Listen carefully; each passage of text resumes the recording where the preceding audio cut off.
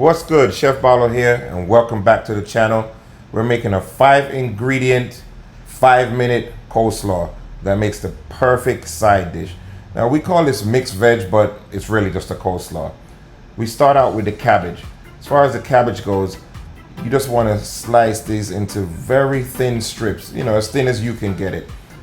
If you want it thinner than this, I would recommend you just use a peeler. We have specialty peelers that makes it really fine and beautifully shredded, or you could use a grater. That's another tool that we tend to use a lot, is the grater. I'll probably bring it out for the carrots anyway, but for this particular one I just wanted to show you how to do it with a knife. You just have it shredded, put it to the side. Then you use your cucumber. For this I'm using an English cucumber because it has less seeds. But you can use any kind of cucumber you want. Most of the cucumbers that you would use are gonna have the seeds in there. Even when I do use those cucumbers, I take the seeds out. Everybody else doesn't. You'll get this at somebody's house, they're gonna have the seeds in there because it's not that serious. And I like to leave the skin on because that's a little healthier with the skin too. Right, so this is also basic. We're just gonna give this a basic dice. And I'm gonna cut these to I'm gonna say small, just not a fine dice. With this, again, you can make it any size you want. You don't even gotta do these in a dice. You could just do it just like I'm doing it, diagonal like that, and just put them in there. It wouldn't even matter. Nobody's gonna care. Okay, there's no rules to this. You just gotta do it quick and fast before dinner is ready. So you can make this while your food is being cooked, the main dish. Or you can make this ahead of time and put it into the fridge. Either way, this works. And then as far as the tomato goes, we're doing the same size dice as we did with the cucumbers. You want everything to kind of be a little uniform.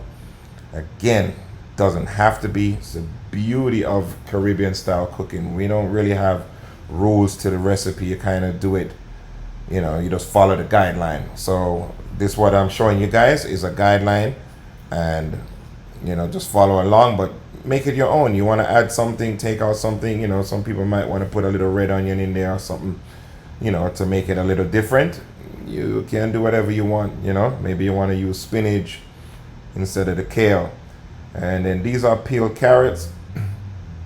And here goes the grater I'm telling you about. Like, a lot of people use this to actually do the cabbage also, okay? Because they want the cabbage and the carrots, again, to be kind of uniform. This particular one, we're not doing it this way. So you just shred those carrots in there. That's all, 1, 2, 3. And then we're just gonna mix this up. And let's clean the cutting board area a little bit. Keep your area somewhat clean, guys. Anybody can walk in your kitchen at any minute and that be your luck.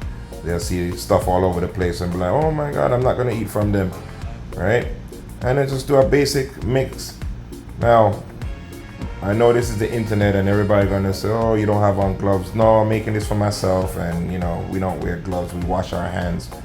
And one thing I can tell you about wearing gloves, you gotta be very careful with it because you tend to touch a lot more stuff thinking that your hands are clean, and you don't wash your hands as much as you would when you don't have on the gloves. So just be aware that you have to change your gloves frequently when you wear gloves. And now we just have the kale. This I'm adding to it. You could have stopped with just 4 ingredients and been done with the carrots and the cabbage and the tomato and the cucumber, and that would have been good enough. Me, I like to have a little green for the color.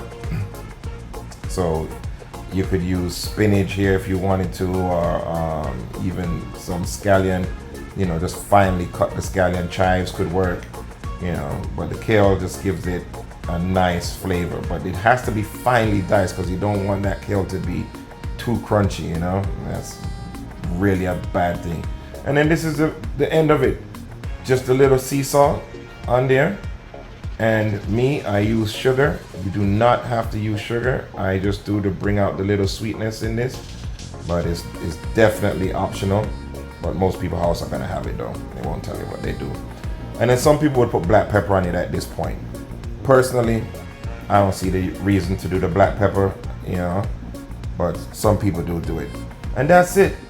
Here you have 5 ingredients, 5 minutes, and done. Now you just can put this in the fridge, just put it in a container or wrap it with a foil and just serve it when it's ready to be served with the meal. Thank me later.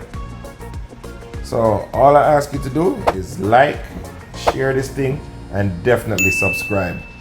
One love.